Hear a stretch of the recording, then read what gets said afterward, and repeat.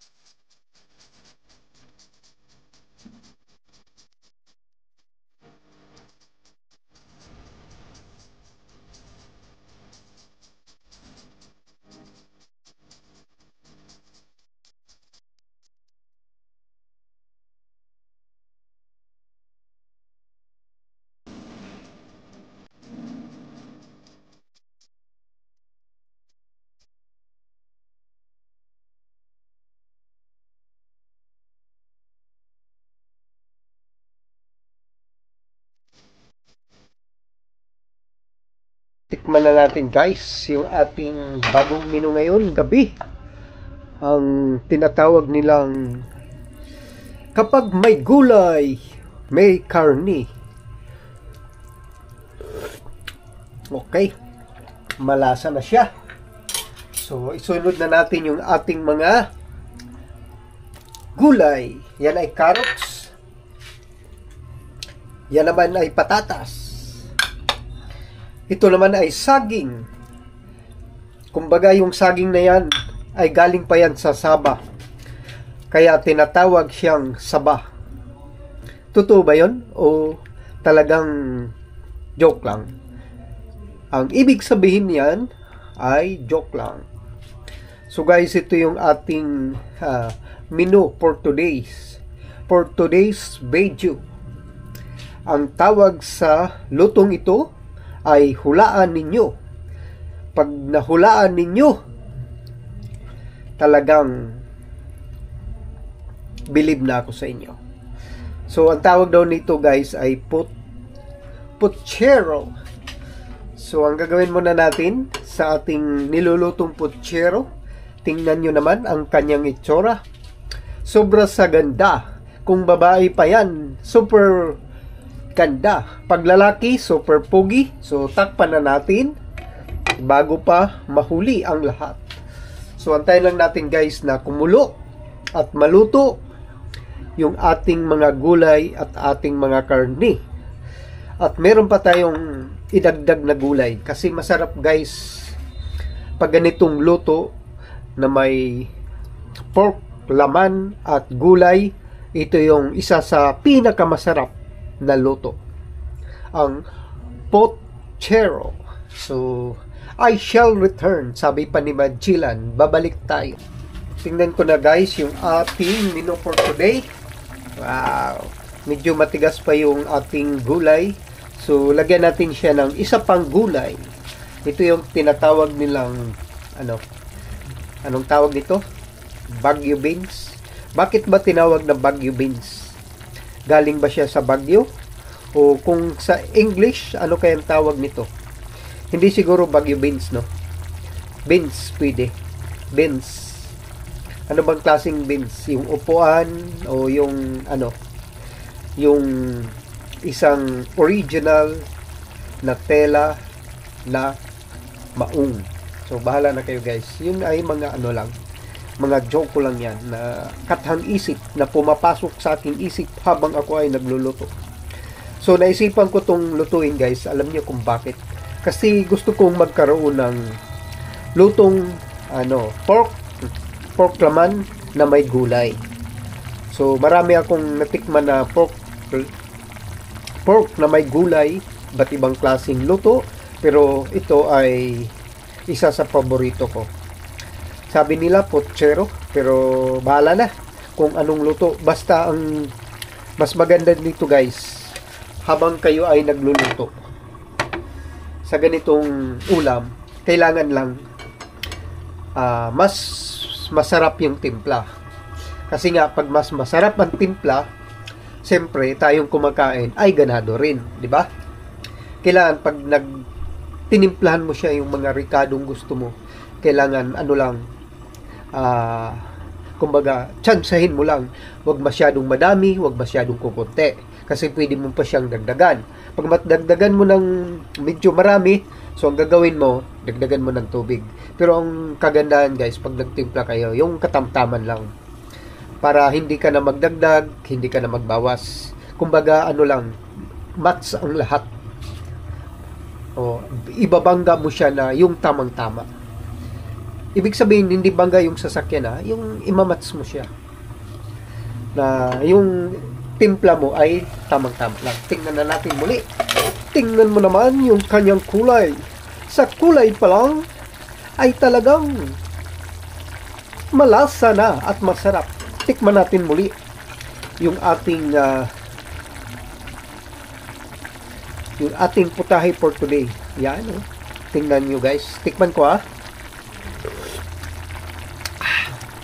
malasa na.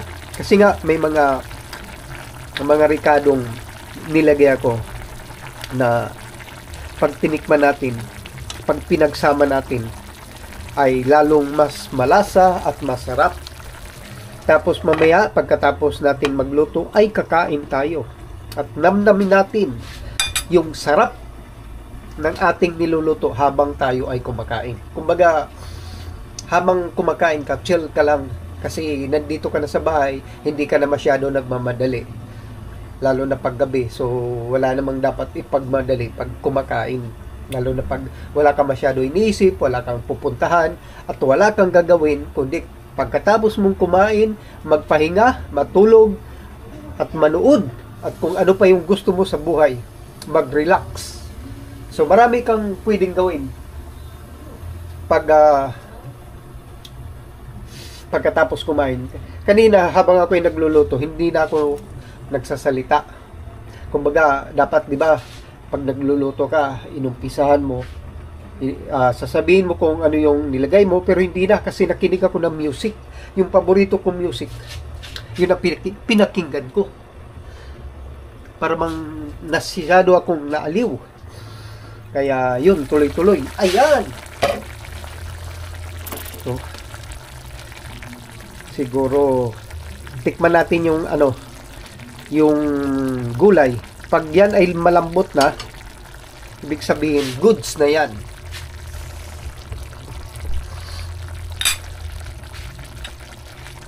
Tikman na natin. Maski hindi na tikman, tusukin mo lang. Pag maramdaman mo siya na malambot, ibig sabihin nun guys, solve na siya. Ibig sabihin, malambot, luto na. Ayan. Kunting kunting kulo. Hindi lang kunting kulo.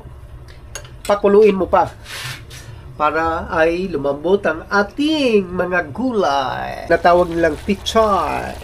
Pichay, pampasarap, pampadagdag ng lasa ng ating nilulutong putsiro. Ay, pichay, hindi. Ay, sus, mali pala ako. Hindi pala ito pichay, repolyo. Whoop! Yung isa, ayaw. Hi guys, magandang gabi sa inyo lahat. Another vlog for today. Ito yung aking minong pinaghirapan, pinagpawisan, pinag-isipan. At ito na siya ngayon. Di ko alam kung anong tawag nito guys. Sabi nila putsero, pero di ako sigurado kung putsero ba ito o talagang katang isip ko lang. Ito na siya guys, di ba? Ang ganda ng itsura at kulay. So, ano pang hinantay natin? Huwag na nating patagalin. Kukuha na tayo ng kanin. Kuha ng kanin. Ay, kakain na tayo guys. Bagong lahat, mag-pray muna tayo kasi pasalamat tayo kay Lord sa pinagkaloob niyang pagkain sa atin. Lord, kami po ay nagpapasalamat sa inyo sa kaloob niyo pong pagkain sa amin sa gabi ito. At patuloy kayong nandyan para suportahan ang mga taong nangailangan sa inyong tulong. Maraming salamat Lord at magandang gabi. So, kain na. Umpisahan na natin. Yan. Dahan-dahanin natin ng sandok kasi hindi naman tayo nagmamadali. Ayan. Tapos lagyan natin ng carrots. Tapos lagyan natin ng patatas. Lagyan natin ng beans. Ano? Saging ito. Ay, saging pala yan. Minsan kalabaw nga, apat ang pa, nagkamali, tayo pang dalawa lang. O, tapos ito ay patatas. Ito naman ay repolyo, hindi pichay ha. Okay? Ito yung pinaka masarap sa lahat guys. Yung sabaw. Tignan nyo. Sabaw, malapot na. Tapos ganyan, isabaw mo. Tapos pag isabaw mo, tapos ilagay mo dyan. Tapos mong ilagay, sabay tikim, ganun no. Tapos pag natikman mo, namnamin mo yung sarap at lasa para talagang satisfied ka sa yung ginagawa. Kaya masaya ko guys pag may na-accomplish akong mga bagay na maski maliit lang ay malaking bagay na yan sa akin. Kaya ako'y nagpapasalamat sa lahat ng aking mga nanood ng aking vlog, nag-subscribe sa akin, at nandyan sila para suportahan at tulungan ako. Hindi ko man kayo kilala, pero mula sa kaibuturan ng aking puso, talagang ako'y nagpapasalamat. Hayaan nyo na kung ganitong magsalita. Talagang pag ang tao ay masaya, wala ka masyadong iniisip, wala ka masyadong naramdaman na hindi maganda. Talagang masaya ka. Kaya ako, masaya ako, naka-accomplish ako ng pagkain. So, madali lang naman itong lutuin, guys. Umpihan na natin ang pagkain muna bago ang daldalan. Kasi humahaba ang daldalan kaysa kainan. Ito ang beans, Baguio beans. Isusubo ko na. Ayan. Masarap. Yung mga aking kasama ay tahimik lang sila. Kasi ayaw nilang sumikat. Oh, masarap to, guys. Nilagyan ko pa nga ito ng tomato paste. Hindi ko na lang sinabi sa inyo. Hindi. Mali pala ko. Hindi ko na lang pinakita sa inyo. Masarap siya. Yan, hindi ako magkamay. Kasi ay ko na maghugas ng kamay. Kaya ginamitan ko na ng kutsara. Kutsara Geronimo. Diba sa Idol Philippines? Idol Philippines ba yun? Kung sa may pag-contest yun sa ABS-CBN. Ang tawag sa kanya kutsara. Ito naman kutsara. So magkatunog, di ba? Coach. Masarap yun, guys. Pag ganitong luto ang gagawin mo. Ayun, kanina kasi inano ko lang yung mga ricado. Diba, nakita niyo naman. Yung patatas, yung carrots, yung saging, fried, inano ko siya, pinirito. Pasensya na kayo sa aking pagbigkas. Fried, pinirito ko siya. So, okay naman pag i-fry nyo, pero pwede rin hindi nyo na i-fry ito para hindi na kayo masyado mahirapan magtatrabaho sa ganun. So, ganito na lang gagawin nyo, lutuin nyo kaagad. Kung ano yung nasa inyong puso na gusto nyo gawin nyo. Kasi lahat naman ng mga ulam, mga putahing ating kinakain, puro naman yan, parang inimbento lang ng tao. Tapos nilagyan ng mga ricado at nilagyan ng pangalan. Basta tamang-tama lang yung nilagay na tomato sauce. Kasi maliit lang yung binili ko Kasi pag nasobrahan mo ng tomato sauce, maasim. Kaya tamang-tama lang, tapos nilagyan ko ng tubig. Kaya pag inano mo siya, kulang na lang dito, guys, nilagyan mo caldereta, nilagyan mo pa ng caldereta sauce, tapos nilagyan mo ng liver spread, caldereta na to. Pero masarap na siya, guys, masarap. Talagang pag ninguya mo, talagang sob ka. Kasi di ba masarap din minsan na kumain ka ng yung karning baboy, karning manok na may gulay. Kaya naisipan kong ganitong luto pa. Kasi gusto kong kumain din ng gulay.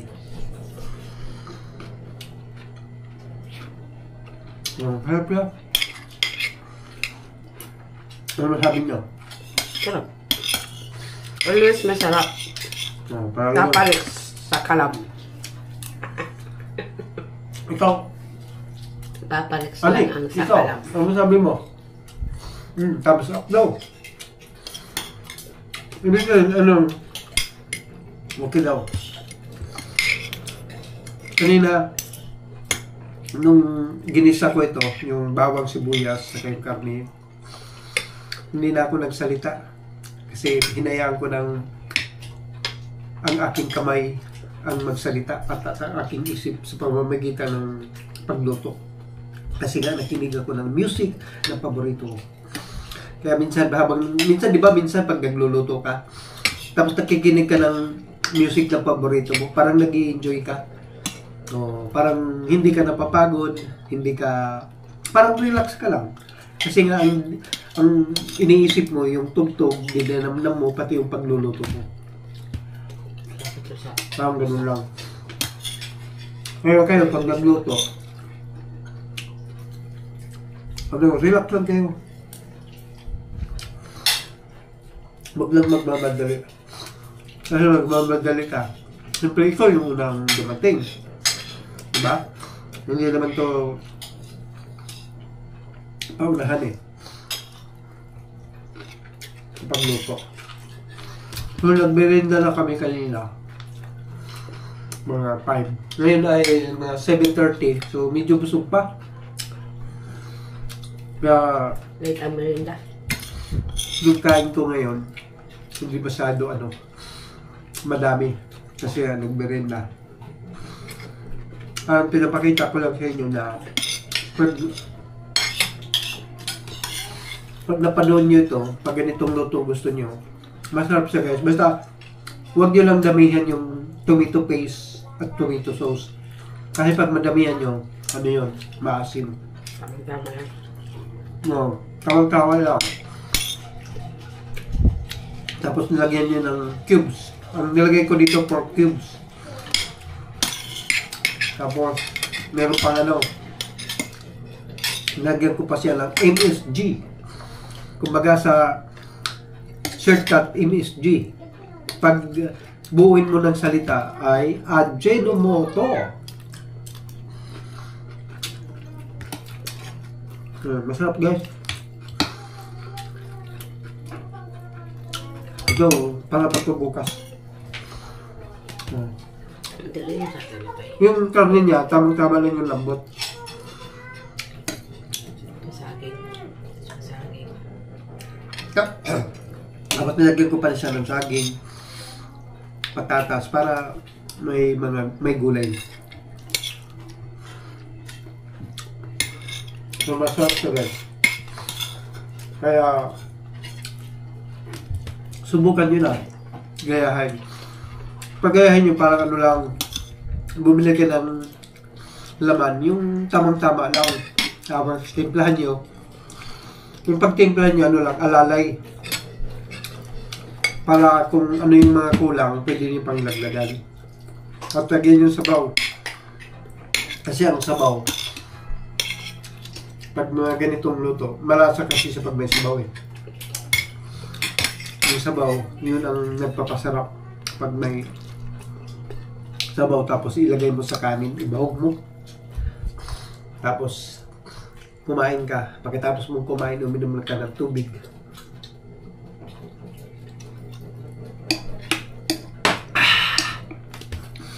Parang nagkakagutom. Kayong mga tapos nang kumain, so manood na lang kayo. Yung mga hindi pa kumain, Sumpay. sabayan nyo kami yung pagkain habang pinapanood nyo yan. Nagkwentuhan lang tayo, namnamin nyo yung inyong mga kinakain. Bawat subo nyo, namnamin nyo. Kung mag-isipin mo, bawat subo mo, isipin mo na kinakain mo ay sinigang.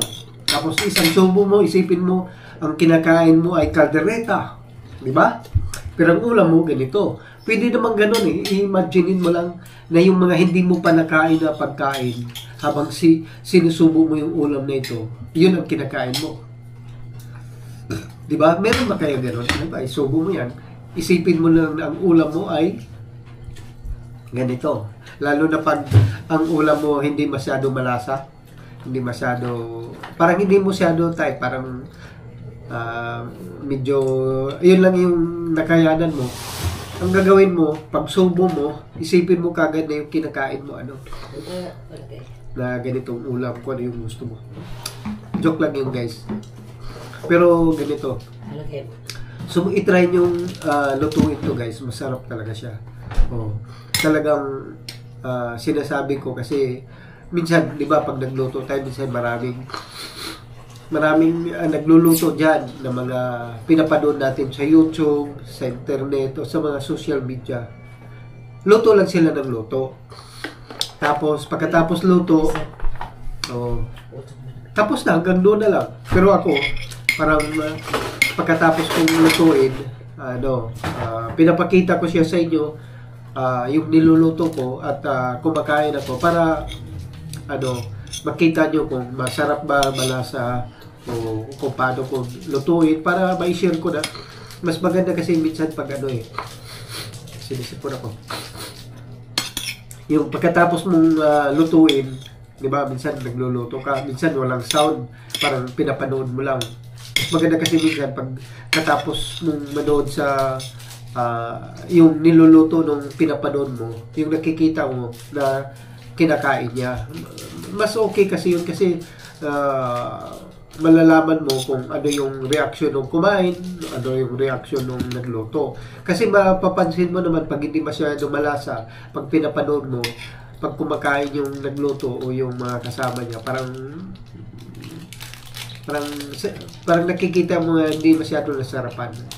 Lalo pag hindi masyado okay yung luto. Pero depende lang kasi yan sa inyo guys. Basta pag timplan nyo, parang lang, tsansyahin nyo lang para ma-estimate nyo yung yung mga ricado ilalagay nyo. Tapos kung ano yung lambot na gusto nyo, nasa inyo yan eh. Kasi sa pagluluto guys, lang naman. Maski anong klaseng luto, ang nung mga sekreto, yung timpla, tsaka yung paano mo lutuin. Kung gaano kaluto, o gaano kalambot, gaano katigas, o diskarte mo yan eh. Kung aralin mo siya para masanay ka sa ganung luto. So, ganun lang yan guys. Tiis-tiis lang kasi tayo minsan sa bahay. Diba? Ako, lalo na ako, pag pupunta ako ng palengke, minsan di ko pa iisipin kung ano yung uulamin namin. Pagdating ko sa palengke, kung ano yung mga nakikita kong mga tinda doon, tapos saka ko pa maisip ngayon kung ano yung lulutuin ko. Titignan ko rin yung budget ko kung kasya ba siya. Kasi minsan may gusto kang ulam pero mahal. Oo. Kasi ngayon, karamihan mga pagkain natin mahal. Sabi nga dito, ang pinakamalaking gastos talaga yung sa pagkain. Kasi nga, ang pagkain, minsan gusto mong kumain masarap, minsan gusto mong kumain ng ganito, minsan ang budget kasi ang inaano mo tinitingnan mo lalo na pag malayo pang sahod, tapos siyempre araw-araw kang gumagastos. Bukod doon sa ginagastos mo sa pagkain, may mga expenses ka pa na iba. So pag talagang ang gagawin na lang natin, higpit sa sinturon para makaraos tayo araw-araw sa mga gastusin. Saka tipid, tiis lang talaga. Minsan kasi ang mula bilog yan. Balay mo, ngayon, ganito ang buhay mo, tapos biglang umangat magdating ng panahon, hindi walang nakakalam sa bawat segundo ng buhay ng tao. Kaya ang gagawin lang natin, magtiyaga, magsikap, talagang mag-pray, ganun lang. Kasi si Lord minsan, nandiyan siya para sa atin. Huwag lang tayo makalimot sa Kanya. So hanggang dito na lang guys, ang aking may share sa inyo na luto. Talagang masarap siya guys. I-try nyo sa bahay nyo. Sobra pa. Ito pa, sobra. Sobra. Para bukas. May tagalian na, may hapunan na. Bye-bye. Thank you po sa inyong lahat sa mga nag-subscribe sa aking channel. At ako'y nagpapasalamat sa inyo ng malaki na nandyan kayo para suportahan ang aking bawat video na pinapalabas. Thank you po at shout out sa inyong lahat at magandang gabi at God bless. Babu!